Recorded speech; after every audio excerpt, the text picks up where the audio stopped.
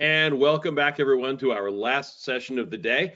I want to give you a couple of quick housekeeping notes. First of all, if you haven't attended a session today, if you have any questions, there is a Q&A button for you over there, and you can type in your questions and our moderator will ask them of our panelists. Second, I want to give a big thanks to the organizers and producers of this event. This has been a joint event by FHWA, TTI, and ARTBA. It's been fantastic, and everybody's been pulling a lot of weight to get it done.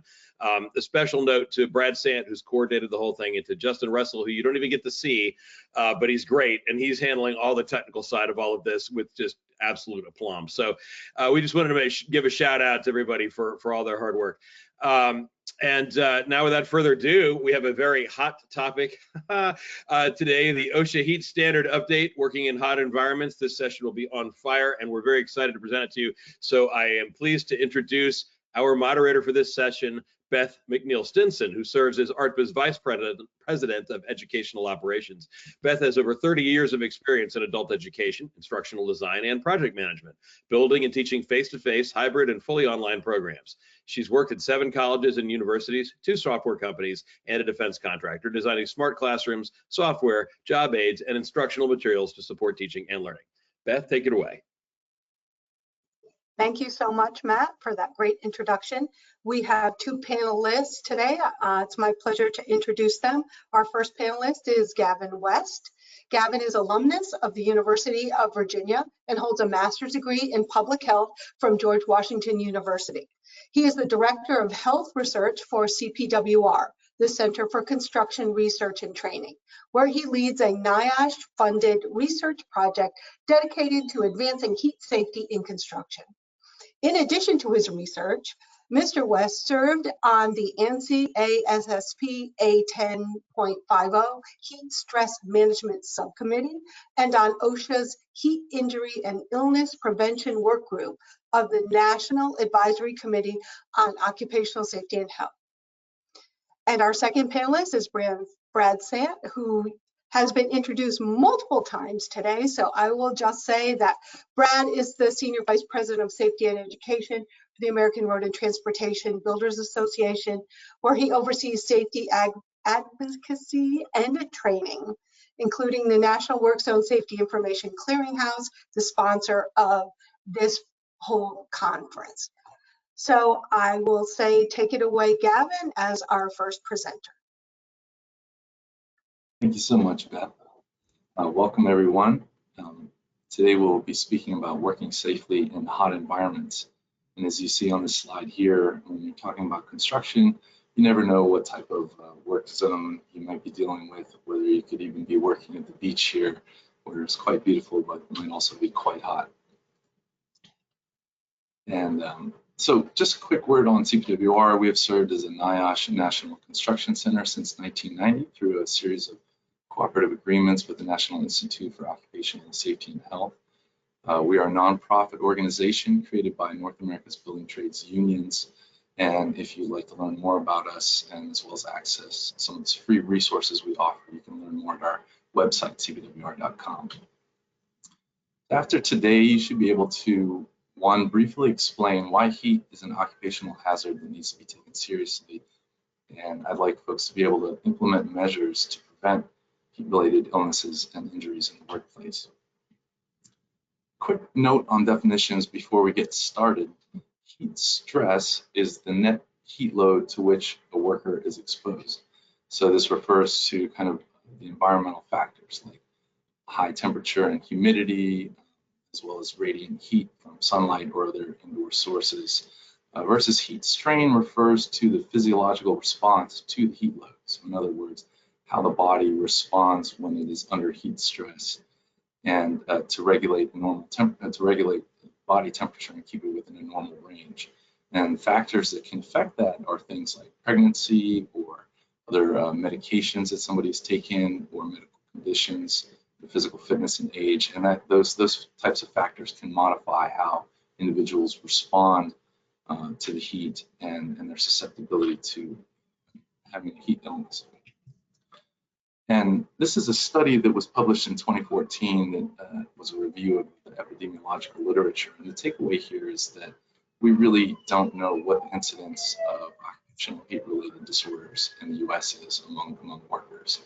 And so this study is older, but I think the case is still the same. It's widely acknowledged that underreporting is a big issue in terms of understanding heat illness, which is like a volcano. It's explosive and deadly. We have many jobs at the bottom with the excessive heat stress, some of which lead to heat strain and illness. Heat illnesses range from less severe to fatal, but symptoms don't always occur in a particular order. So you don't have to experience each of these types of illnesses. They might not happen in a particular order, including the symptoms. And they range from heat rash and heat cramps to more severe in the form of heat syncope, where it can involve passing out and fainting. Heat exhaustion is also a severe form of heat illness. And heat stroke is often fatal. And so when you have a worker who is experiencing heat illness, it's critical that they stop work, find some way to cool down as quickly as possible, and to get them some fluids if they're able to take those safely. Heat stroke is a medical emergency, and it can easily result in death or permanent disability as it affects the central nervous system if it is not treated rapidly and also recognized quickly.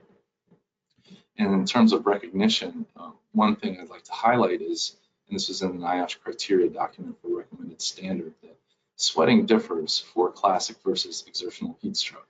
So there's been some information that wasn't necessarily correct that's been getting out there where, as long as you're still sweating, you're okay. That's actually not true, because exertional heat stroke, which is the more common form among workers are often still sweating profusely, heavily.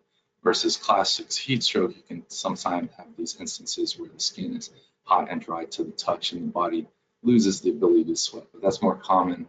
And when you think of heat stroke among the elderly, who may just be at home during a heat wave. And change in mental status is a very important sign to look for in terms of recognizing heat stroke. So things like confusion and delirium. Construction workers accounted for only 7% of the U.S. workforce in 2020, but they experienced 38% of all heat-related deaths in the workplace in the United States. So, a very disproportionate risk of dying due to heat exposure. And research shows that heat exposure can exacerbate or trigger a wide range of health conditions, these shown on the slides. You see different forms of cardiovascular disease, cardiac disease, as well as respiratory illness, including COPD, kidney failure, adverse birth outcomes, and we'll talk a little bit more about neuropsychiatric disorders. So how many construction workers died from workplace injuries in 2022 versus suicide or overdose? So there remains way too many workers who died as a result of workplace injuries, like those caused by falls or struck by, nearly 1,000 that year in the construction industry. But over 5 times died by suicide. And construction workers, the research shows they have, if you look at the rates of suicide, they have twice the risk relative to other industries. And there's some overlap between the definitions of suicide and overdose shown on the slide, and it is limited to workers 16 to 64 years old, I should mention. But you see a very large amount of overdose deaths, and the opioid epidemic is definitely afflicting this industry. So why am I talking about suicide when our topic today is heat? Well, research shows that hotter temperatures are associated with an increased risk of suicide. Some of you may have seen chips like this to raise awareness in the 988 Crisis Lifeline. And on hotter days and also during hot seasons, research shows, and this is pretty consistent across a number of studies, that hospital admissions for mental illness is increased, as well as violent crime. And so the links and the mechanisms between these associations are still not well understood, and there's a lot of interesting ongoing research on these topics, as well as the fact that of synergism, where heat may magnify chemical exposures and vice versa, and that goes the same for air pollution. Workers are exposed to particulate matter, and heat can have effects on that. Studies are investigating heat exposure as a potential contributor to chronic kidney disease of unknown etiology. And so a lot of this work was done among sugarcane workers initially in Central America. And there's additional research going on to see if workers in different industries in the United States could be affected by this as well as the role that heat exposure plays in the etiology of that disease. Hotter temperatures are also associated with an increased likelihood of workplace injuries. And there have been a number of studies like this. This is one of the earlier ones that looked at, most of them have been state-based like this. And this one looked at workers' comp data in the state of California. And they estimated that hotter temperatures cause 20,000 injuries per year, such as those caused by falls. And that one day above 100 degree Fahrenheit leads to a 10 to 15% increase in same-day injury risk. So to put that, to give like a bit of a real-world example, what might happen if you experience these heat illness symptoms while working at height or operating machinery? If you became dizzy or lightheaded, or even fainted or had muscle cramps or seizures. So, it can present some symptoms that, when you're doing other work that poses hazards, can really combine in a dangerous way. Productivity losses due to heat stress cost the U.S. economy an estimated $98 billion annually. And that does include direct costs to workers themselves. And this problem, unfortunately, we don't expect to be getting better. Heat waves in the U.S. are getting worse. When you look at data from the 1960s to the 2020s, you see that decade after decade, the frequency, duration, the length of the heat wave season, as well as the intensity, are all becoming longer and more frequent and severe. So what can we do to work safely in the heat? Well, we can develop and implement a written plan. CPWR offers free resources that can help with this.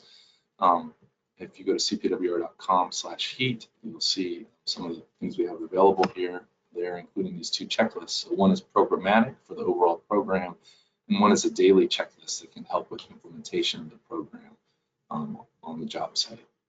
And some solutions are common sense. OSHA had this campaign emphasizing the importance of water, rest, and shade. And with heat, a lot of it is really like other hazards, just about limiting exposure. These are effective ways of doing that.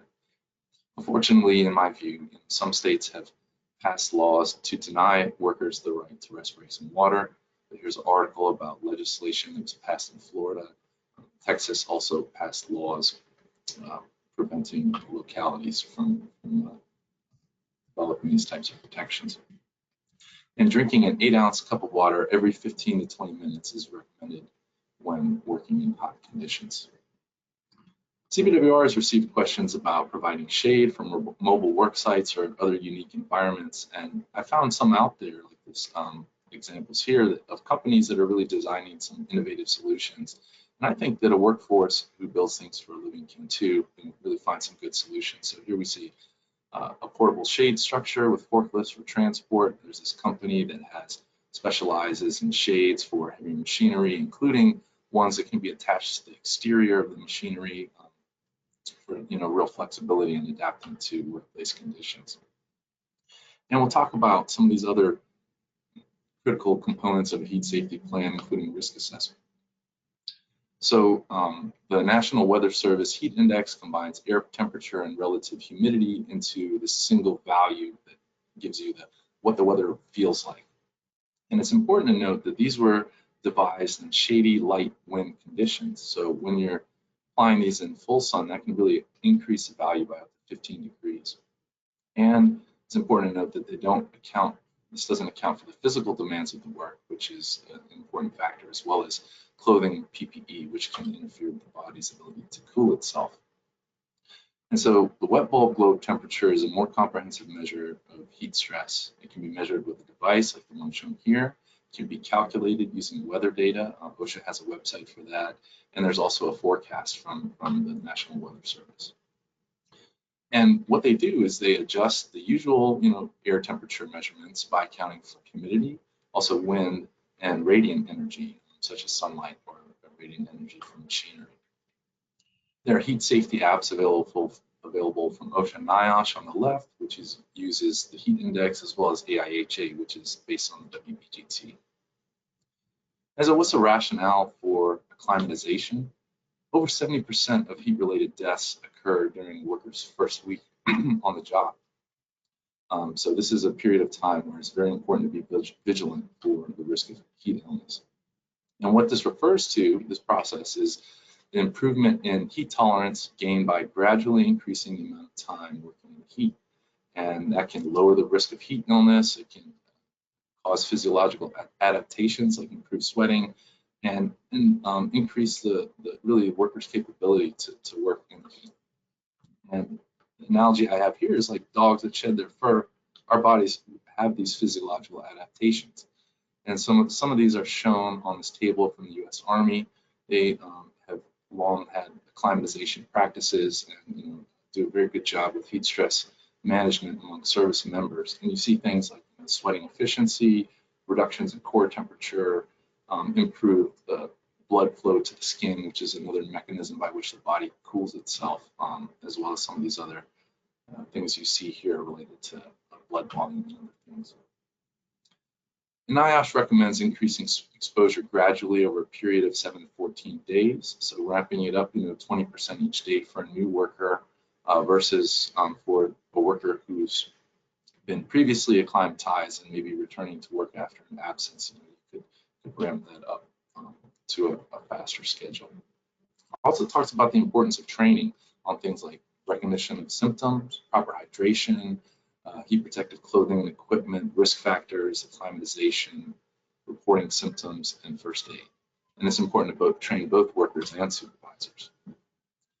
And I think we're all familiar with the hierarchy of controls, which can be applied to heat stress, keeping in mind the importance of water, rest, shade, and really just limiting exposure. And so we have engineering controls that can be used to increase airflow.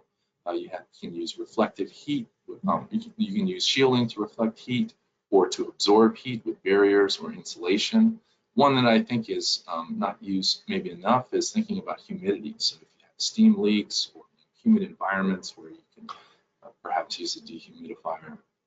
And administrative controls are critical. So work smarter, not harder. This includes things like emergency planning, acclimatization falls into this bucket.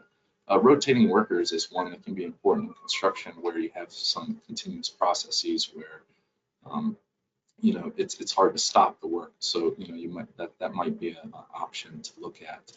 And one thing you could do too is to use better tools to reduce physical demands.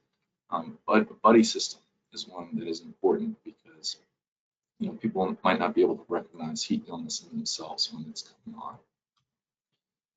on. Scheduling work during cooler parts of the day can make a big difference, and I'm sure a lot of folks on the call have experience with this. And although PPE is the last resort in the hierarchy of controls, it's important to remember that levels of the hierarchy can be combined. So you don't want to rely just on the PPE, but if you have good information on the effectiveness of these solutions, they can definitely be combined and used effectively with other elements of the hierarchy. And because of the personal susceptibility to heat illness, the emergency response is very important, I believe. And these plans should ensure that medical services are available, workers know what to do, they understand the procedures, and you sometimes have remote work sites. So you make sure there are clear directions that can be provided to the work site by whoever's making the call, and that there's a plan to reschedule or stop work if conditions become too risky. So I won't leave all these. I hope read all these. I hope everybody will have a copy of these slides, and I've just put some helpful resources and guidance that you can access here. Thank you very much.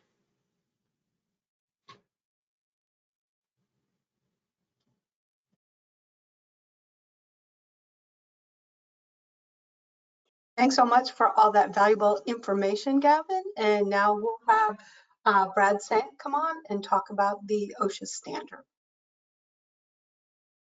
Thank you.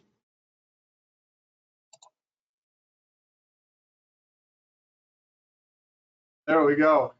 Thank you. And just a shout out to Gavin and CPWR, folks. If you're not familiar with CPWR and the research and information and training materials they have, make yourself familiar with them. They are a NIOSH supported center, so they have very high quality materials, and it's provided almost all at no cost. So if you haven't heard of them, you'd be wise to take advantage of those materials. So to wrap up today, I would like to take just a few minutes to review OSHA's new regulation on heat injury and illness.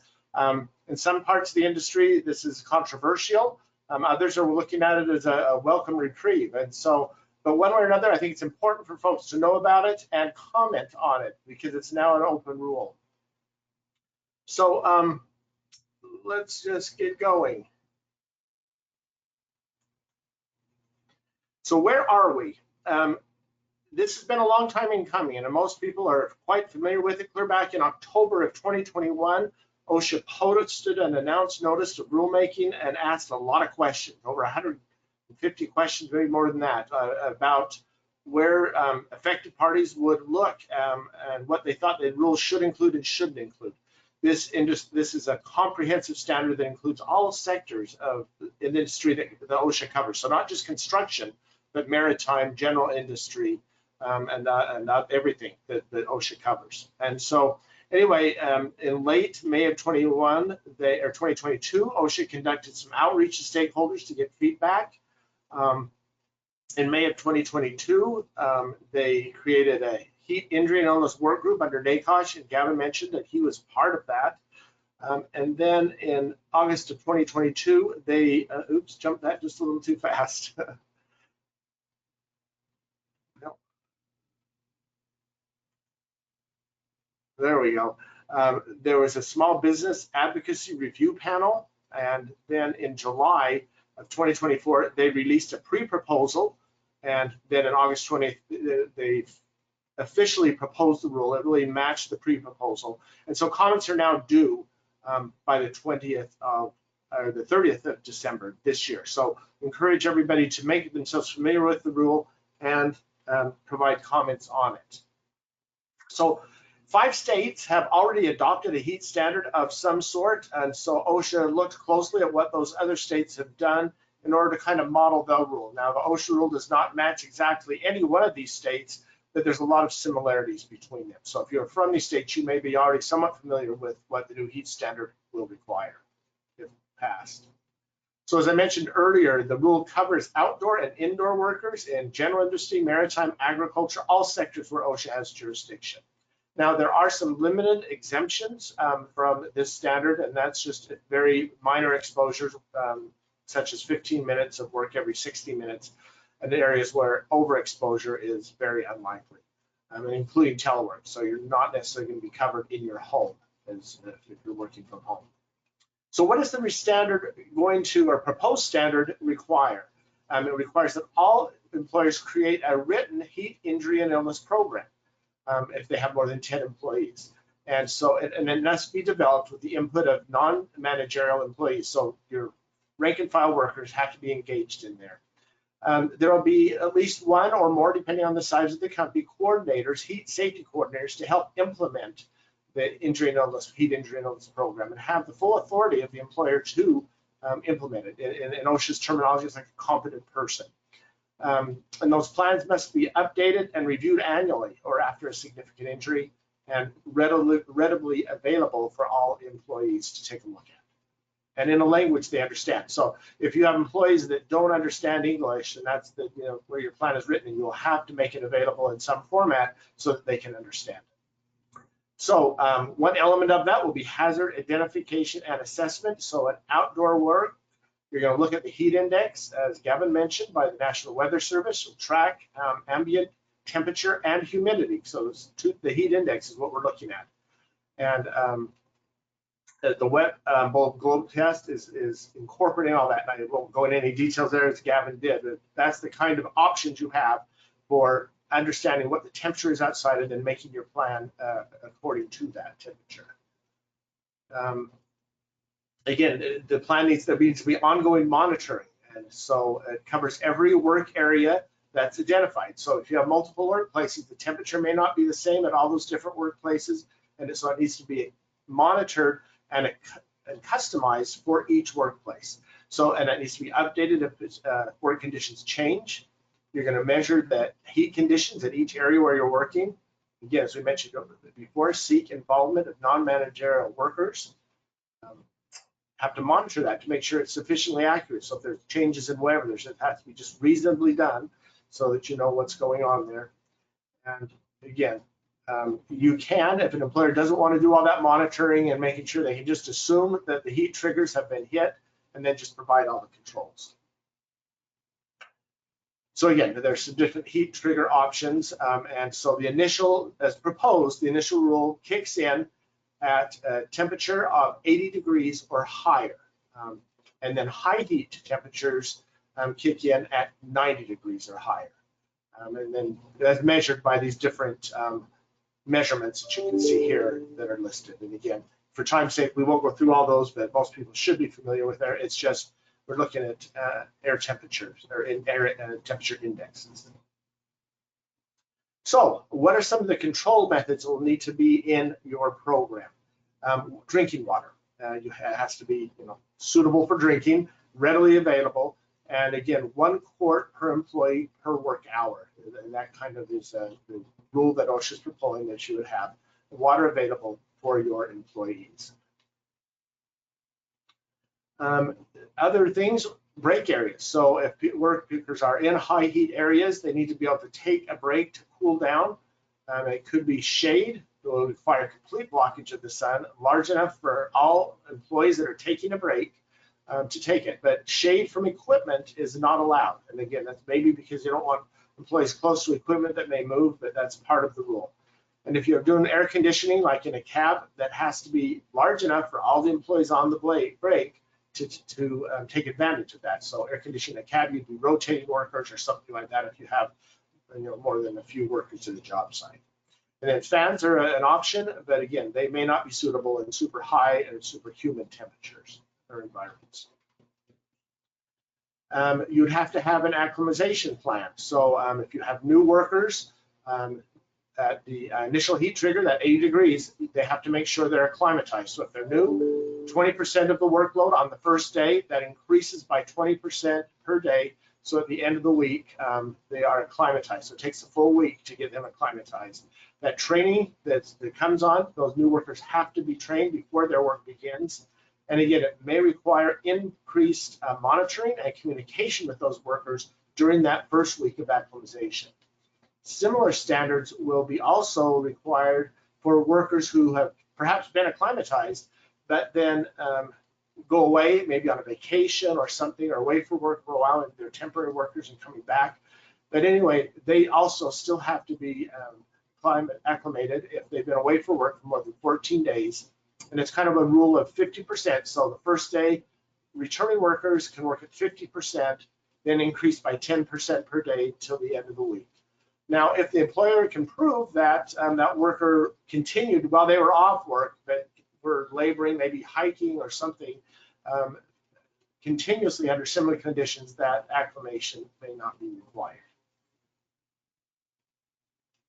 Again, employers should encourage workers to take breaks. It could be a minimum of 15 minutes every 2 hours. With workers, there has to be effective two-way communication. That particularly applies if you have a worker that's by themselves and remote. There has to be a way to communicate with them regularly to make sure they're okay. And if you're providing PPE such as cooling vests or scarves or something, those need to be maintained in proper working order. And again, supervision and observation at that initial heat trigger. The supervisor is required to maintain that communication and observation of workers. It could be a buddy system. It could be the worker supervising, just making sure, but he can't have a response, or he or she cannot have responsibility for more than 20 workers to be involved. And then again, effective two-way communication if a worker is alone. There'll need to be an emergency response plan. That in place for workers to know what to do if a worker goes down because of heat. Worker training. So all workers will need to be trained comprehensively in the various parts, the heat standards, the types of injuries, risk factors, signs and symptoms, first aid, etc. So all workers need to be trained annually in those things, or again, as needed. And likewise, more elements, the training, importance of the consumption, use of PPE, how to be acclimatized, company procedures, etc. Annually refreshed. And then in addition to that, supervisors need all that same training plus additional training on implementing the standard as directed by OSHA, and procedures if the employees exhibit some type of heat injury or illness. So what's next? Where do we go from here? So the public is invited to comment on the rule until December 30th of this year. So all comments must be received. Once OSHA has received those comments, they will consider them. And again, that could take a while because this is a big rule. It's been out for a long time. We don't know exactly how this will turn out. The election could play into this, but the OSHA will consider all those comments that come in and make adjustments that they deem necessary to the rule, different from what they've proposed. So if they receive a lot of comments in certain areas and deem that that's appropriate, they can change that rule. Once they have finished all their work, that's sent to the White House, to the Office of Information and Regulatory Affairs for review. While it's there, the public will, again, without seeing the rule, they'll have an opportunity to comment once more time. There may be possible public hearings in this time for additional comments. Again, if the agency believes there's some controversy or needs additional information, they can hold public hearings, and then the rule will be published. So that's really a very quick and fast overview of the rule. We encourage you, there's a lot of resources and information on OSHA's website. I think CPWR also has information on the rule. We certainly do. ARP is preparing comments, as are, I know, other construction associations, and we are definitely welcoming feedback. ARP has already pulled together a work group that is reviewing the standard and making comments. We encourage everyone to do so. It's an important rule. No matter where you may fall on that, it's an important rule, and I think everybody agrees that workers need to be protected from heat and water, rest, shade. Those basics are just essential elements that I think we can all agree upon. And so I encourage you to take advantage of that and write your comments. Thank you so much. Thanks, Brad, and thanks, Gavin. We have one question if you want to stay on for an extra minute or two. So increased workload by 20% is based on that based on a 5-day work week? And what happens with schedules that are a 4-day work week, or I mean maybe even 6? Yeah, that standard. What the proposed does look at a 5-day work week, and it's talking about 20% per day. Now, again, if it's a 4-day and it's compressed, that's a good question. Probably one to ask OSHA. I know, Gavin, do you have any additional information on that I don't? Maybe something in the rule that covered that, shorter work weeks? I don't know if it's addressed specifically in the rule. I think the NIOSH criteria document has a lot of good information on climatization practices. Another good reference on that is the ACGIH TLV or heat stress. But there's there's different ways that acclimatization can be accomplished. So there's limiting work, but I've seen other approaches where it's you can modify the intensity of the work that's being done. So they don't, you don't necessarily have to take workers off the job completely. They could be doing, light duty or other tasks during that time and have that time spent working in heat as well, doing what they would normally be doing acclimatizing to. And I believe that the proposed standard has options, alternatives to that 20% kind of ramping up, where you can also implement measures specified in protective measures specified in paragraph F of the standard as an alternative to that type of acclimatization plan. So there's some flexibility in the proposed standard as written. Okay, well, thank you very much. Well, I'm going to turn it over to Matt Moore, and he can wrap up the day for us. Thanks, everyone. Absolutely. We've learned a lot today, but sadly, all good things must come to an end. But be back here tomorrow at 12:30. We have a lot of exciting sessions, including measuring our progress with work zone data, proven safety countermeasures for work zones, special thing on PPE, something on the work zone data exchange update, and my favorite, the work zone training grantee showcase from FHWA. So pretty cool day. One last question answered for you. I know a number of you are curious, will these sessions be available later? Are we recording them? How will we get them out to you? Yes, We are in fact recording them. They'll be available to the folks who watched and possibly wider than that, but we do need to take a little time to close caption them. So that'll be a week or two after this event before all of them are posted, but it is definitely something that we are doing. So we really appreciate that question. And everybody, we hope you have a great day. We'll see you tomorrow at 12:30 Eastern Time.